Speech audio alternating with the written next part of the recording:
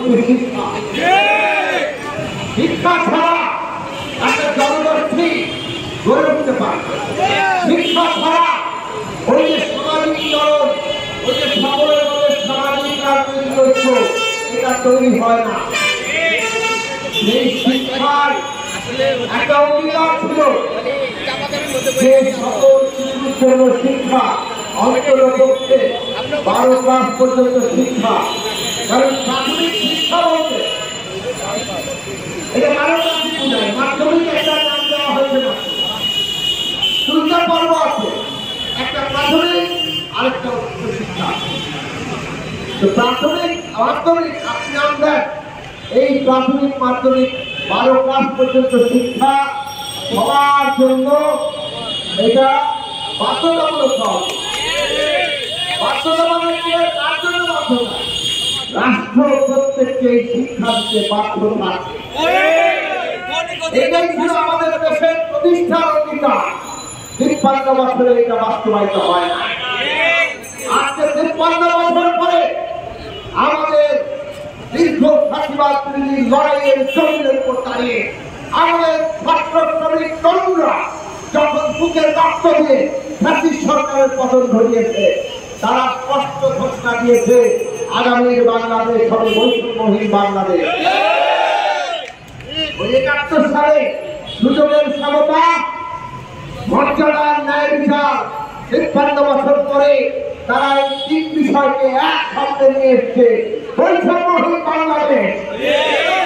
এই বৈষম্যহীন বাংলাদেশে আমাদের প্রত্যেকটি শিশু যাতে অন্তত পক্ষে 12 ক্লাস পর্যন্ত পড়াশোনা করতে পারে, রাষ্ট্র সেই ব্যবস্থা গ্রহণ করবে।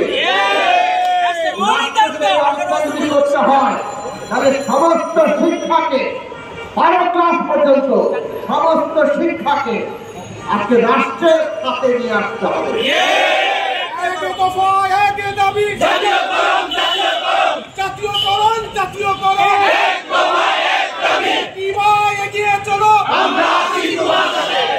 তারা শিক্ষা বিষয়ে যত চিন্তা আছে, বড় বড় মনীষীরা করেছেন, শিক্ষাবিদেরা করেছেন, একটা কথা পরিষ্কার করে তারা বলেছেন, শিক্ষা থাকবে সমাজের হাতে আর রাষ্ট্রের হাতে। কথাটা বলছেন, সমাজ কোন ধরনের শিক্ষা হবে সেটা সমাজ তার নির্ধারণ করবে, কিন্তু রাষ্ট্র এই শিক্ষাটার ব্যয়ভার বহন করবে। তাহলে রাষ্ট্র ব্যয়ভার বহন করা মানে কি? শেষ পর্যন্ত জনগণই ব্যয়ভার বহন করা। রাষ্ট্র তো চলে জনগণের টাকা। এই যে আপনারা জাতীয়করণের দাবি তুলেছেন, আপনাদের বেতনের কথা বলছেন, আপনাদের মর্যাদার কথা বলছেন, এইটা কি কেউ ব্যক্তিগত পকেট থেকে দেবে? আরে জনগণ থেকে দেবে? জনগণের ট্যাক্সের পয়সা থেকে দেবে? তাহলে বাংলাদেশে যদি বৈষম্যহীন বাংলাদেশ হতে হয়, তাহলে সেই বৈষম্যহীন বাংলাদেশের প্রধান ভিত্তি হবে শিক্ষা, প্রধান ভিত্তি হবে জনগোষ্ঠীকে শিক্ষিত করা, এবং তার জন্য যে অবকাঠামো দরকার সেটা গড়ে তোলা, তার জন্য যে শিক্ষক দরকার তাদেরকে সেইভাবে তৈরি করা, এবং শিক্ষকের মর্যাদাকে সবার আগে স্থান দেওয়া। যে জাতি যে জনগোষ্ঠী শিক্ষককে মর্যাদা দিতে জানে না, তাদের ভবিষ্যৎ তারা উন্নতি করতে পারে না।